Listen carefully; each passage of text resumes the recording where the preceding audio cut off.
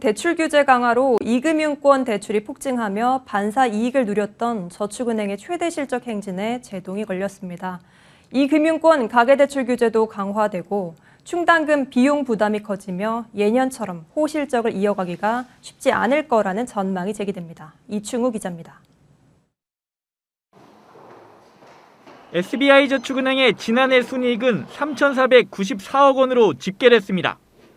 SBI홀딩스에 따르면 재작년 순이익보다 35.3% 증가했습니다.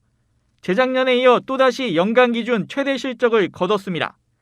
다만 4분기 순이익만 놓고 보면 563억 원으로 전년 대비 12.3% 줄었습니다. 지난해 1분기에서 3분기 모두 순이익 최대치를 경신했던 실적 호조세가 꺾였습니다. 대출 부실에 대비해 쌓는 충당금 비용이 늘어난 것이 순이익 감소 요인으로 작용했습니다. 다중채무자 등에 대한 충당금 적립이 늘어난 영향이라고 회사 측은 설명했습니다. 코로나 후폭풍에 대비해 리스크 관리에 고삐를 재면서 충당금 비용이 전반적으로 증가한 것으로 풀이됩니다. 3월 코로나 피해 차주에 대한 대출 만기 연장 등 조치가 종료될 예정인 가운데 금융당국은 금융권의 선제적 건전성 관리를 지속 주문하고 있습니다.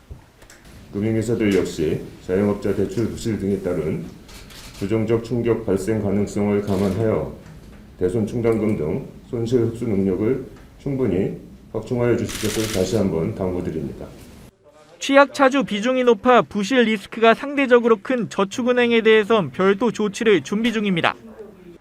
올해 안에 저축은행 감독 규정을 개정해 다중채무자에 대한 충당금 적립 비율을 상향한다는 계획입니다. 충당금 비용 부담이 늘고 가계대출 규제가 강화되면서 대형저축은행이 예년처럼 실적 호조세를 이어가기 어려울 것이란 전망이 나옵니다. 시중은행 대출 규제에 따른 풍선 효과 차단을 위한 이금융권 대출 증가 억제책은 올해 효과를 본격 나타낼 것으로 관측됩니다. 이미 이자 이익 기반이 되는 가계대출 자산 자체가 감소하는 대형저축은행이 나오고 있습니다.